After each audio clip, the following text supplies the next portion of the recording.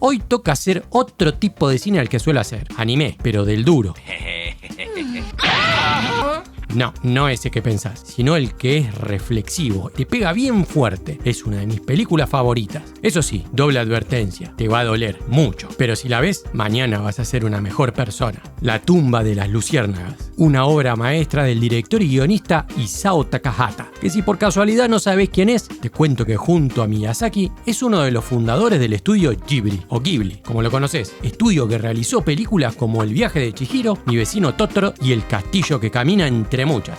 Hace poco tiempo tuve la suerte de visitar su museo en Tokio, un lugar increíble que si sos fanático del género, espero alguna vez tengas la oportunidad de conocerlo. Takahata, como sobreviviente de la Segunda Guerra, refleja en esta película parte de su propia experiencia durante los bombardeos en las ciudades de Japón, aunque la historia realmente está basada en gran parte en la novela de Akiyuki Nosaka, con ciertos matices de diferencia que aquí se han modificado para transmitir un lado más emocional. Esta historia ocurre en la ciudad de Kobe, sí, la ciudad donde se produce una de las carnes más caras de todas. Todo comienza con Seita, un joven demacrado que presencia su propio final mientras la gente pasa a su lado, como si la muerte fuera algo cotidiano y aceptado. Para la gente encargada de la limpieza es normal deshacerse de los jóvenes cuerpos cada día. Con Seita encuentran una pequeña caja metálica que arrojan afuera, se abre y de ella salen unas luciérnagas, pero también libera el alma de su pequeña hermana Setsuko. Hasta acá ya ves que el final no es nada feliz. Pero no me arrugues, porque la película es buena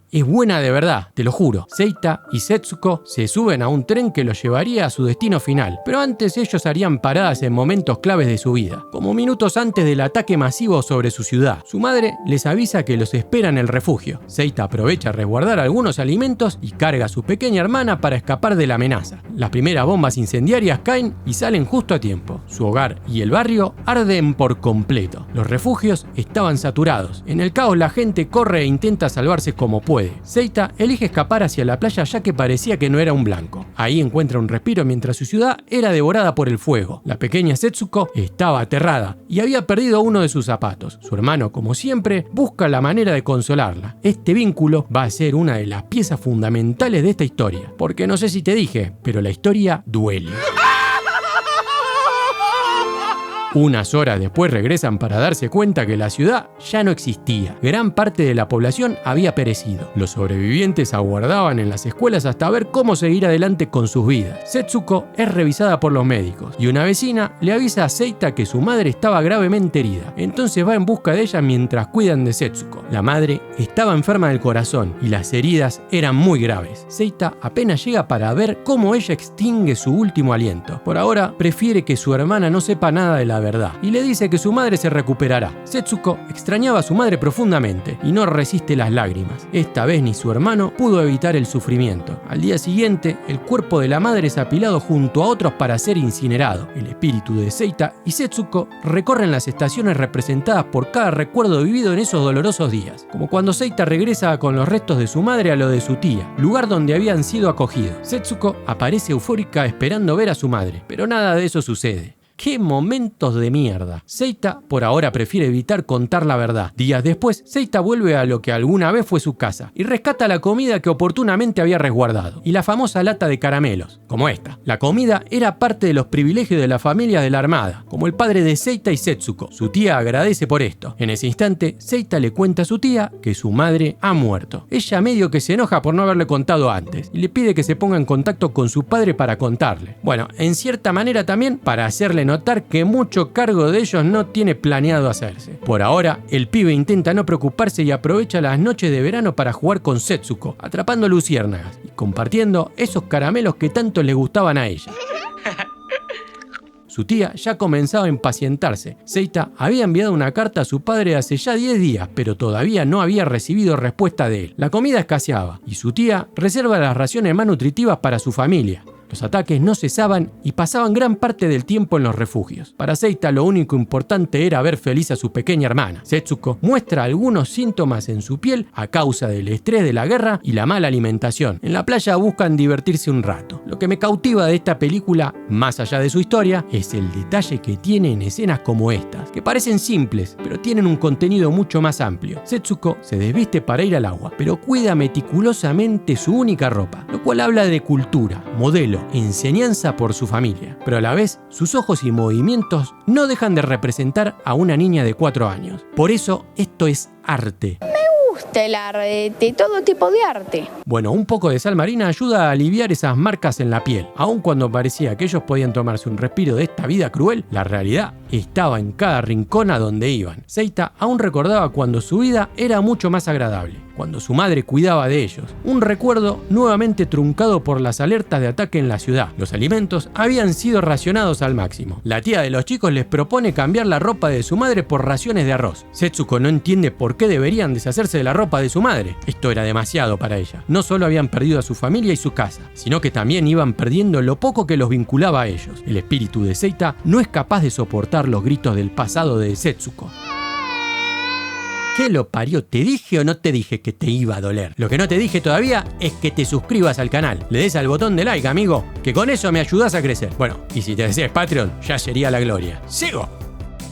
Para Seita era un alivio saber que iban a tener para comer durante un tiempo. Sin embargo, pasado unos días, la tía les dejaba cada vez menos y lo guardaba para su familia que trabajaba. Cansada de hacerse cargo de ellos, les dice que de ahora en más deberán cocinar sus propias raciones, así como también conseguir su alimento. Como si fuera poco, que busquen otros familiares porque ya les había dado suficiente alojamiento. Entonces Seita va a la ciudad para escribirle a su padre una vez más, y por algo de dinero que su madre tenía ahorrado en el banco. Con él compra lo suficiente para cocinar sus propios alimentos, que bueno, cada vez escaseaban más y más en la ciudad. Seita debe lidiar con las rabietas de Setsuko por momentos. Un detalle que en la vida real, Akiyuki Nosaka lo menciona como algo bastante desalentador para él siendo apenas un adolescente de 14 años, que en la historia de verdad es un poco más oscura. Pero bueno, aquí Setsuko se muestra con una personalidad de una niña que empieza a comprender la importancia de administrar sus alimentos, para aprovechar hasta la última gota. Cansado de correr para resguardarse de los ataques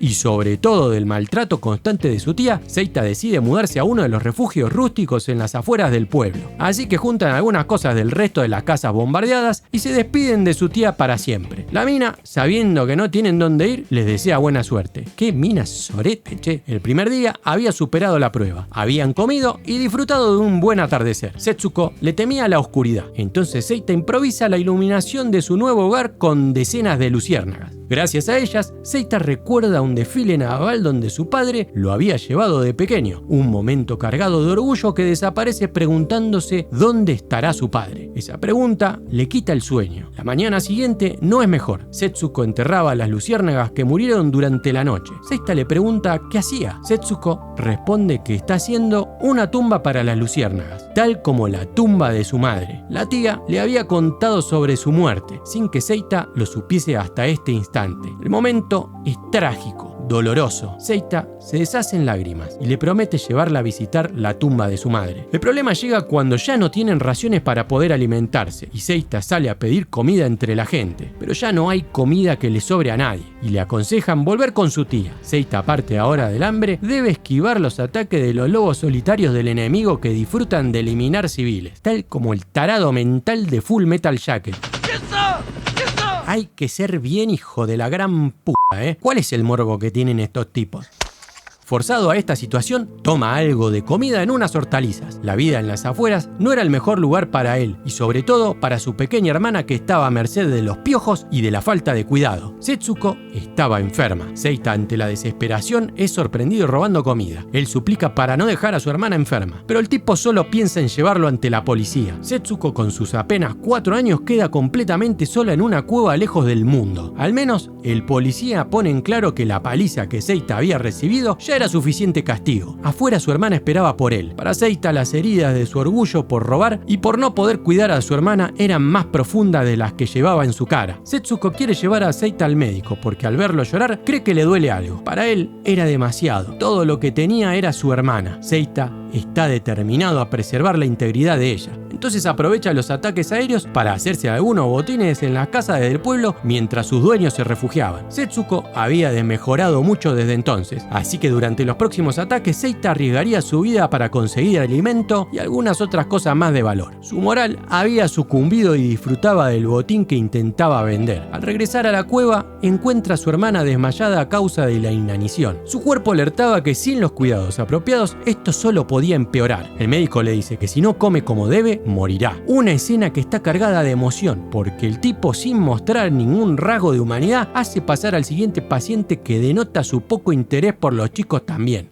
Lo que viene ahora sin duda es uno de los momentos más demoledores de la película. Seita ve como la vida de su hermana se extingue. Intenta reconfortarla con lo que sea. Él le promete conseguir un montón de comida deliciosa y aquellos caramelos que tanto les gustaban a Setsuko. Pero Setsuko solo pedía no quedarse sola. Seita le dice que ya no la va a abandonar nunca más. Entonces va por los últimos ahorros de la familia y ahí mismo se entera de que el gran imperio japonés había perdido la guerra y que la flota de su padre descansaba en el fondo del océano. Su anhelo de ver a su padre nuevamente acaba de desaparecer por completo. Al llegar con su hermana, la encuentra completamente desnutrida, apenas con energía para verlo. Seita había comprado comida para prepararle, pero lamentablemente ya era tarde. Setsuko había muerto. Seita no llora, no grita, solo se mantiene cerca del cuerpo de su pequeña hermana y en silencio. Al mundo no le interesa su historia. El resto de la gente disfruta de volver a sus casas. Ahí solo existen recuerdos de una niña que nada tenía que ver con el conflicto de los adultos. Seita pone en una caja a su hermana, la observa por última vez, pensando qué habrían hecho para merecer esto. Junto a una pila de carbón que prende fuego, contempla cómo el mundo le había arrebatado todo. La música le termina de dar una buena estocada a la escena. Durante horas, Seita se quedó a su lado hasta poder juntar sus cenizas y ponerla en la lata de los caramelos que tanto les gustaba a Setsuko. Los espíritus de Seita y su pequeña hermana aún permanecen en ese lugar. ¡Pah, boludo! ¡Qué piña en la cara! La tumba de las luciérnagas, hoy a casi 40 años de su estreno, sigue manteniendo intacta una historia que no debe ser olvidada. Aquella de los chicos que quedan como el despojo de las decisiones violentas de las naciones y sobre todo de los intereses egoístas de los personajes que los gobiernan. Bueno, si no te entra basurita en el ojo, quiere decir que sos de piedra, amigo. Hacete humano, no dejes de sentir, dejale like al video si te gustó y suscríbete, pero eso sí, no te olvides de comentar y compartila, que no cuesta nada. Hasta la próxima.